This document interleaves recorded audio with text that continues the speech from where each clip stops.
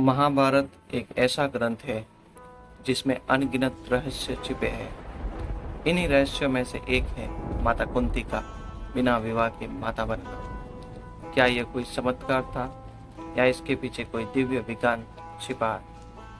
आइए जानते हैं इस रहस्य की पूरी कहानी।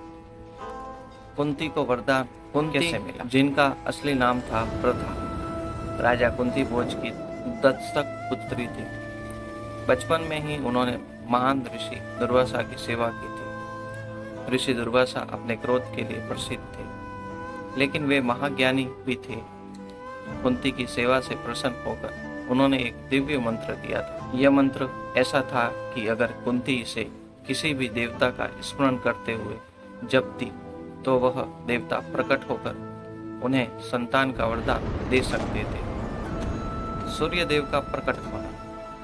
कुंती को इस मंत्र की सत्यता पर विश्वास नहीं था। उनकी जिज्ञासा जाग उठी और उन्होंने मंत्र का उच्चारण करते हुए सूर्य देव का आह्वान कर सूर्य देव साक्षात प्रकट हुए और बोले, हे देवी, तुम्हारे आह्वान पर मैं आया हूँ।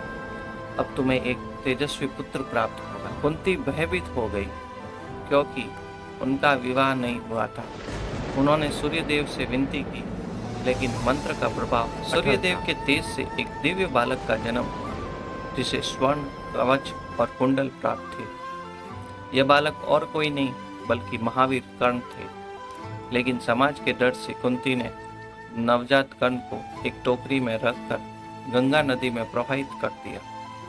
आगे चलकर कर्ण को राधा और अधिरथ ने अपनाया और उसका पालन पोषण किया। क्या यह जैविक रूप से संभव था? अब सवाल उठता है कि यह सिर्फ एक चमत्कार था या इसका कोई वैज्ञानिक आधार भी हो सकता है।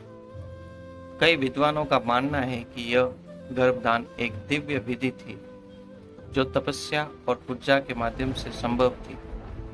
तो मित्रों, यह थी माता कुंती के बिना विवाह के माता बनने की रहस्यमयी कथा। यह सिर्फ एक धार्मिक कथा नहीं बल्कि दिव्य सिद्धियां और ऊर्जा विज्ञान का भी प्रमाण माना जाता है। आपको यह कहानी कैसी लगी कमेंट में बताइए और हमारे चैनल को सब्सक्राइब करना ना भूलें। धन्यवाद। मिलते हैं अगले वीडियो में एक और अद्भुत कथा के साथ। तब तक के लिए जय हिंद, जय भारत।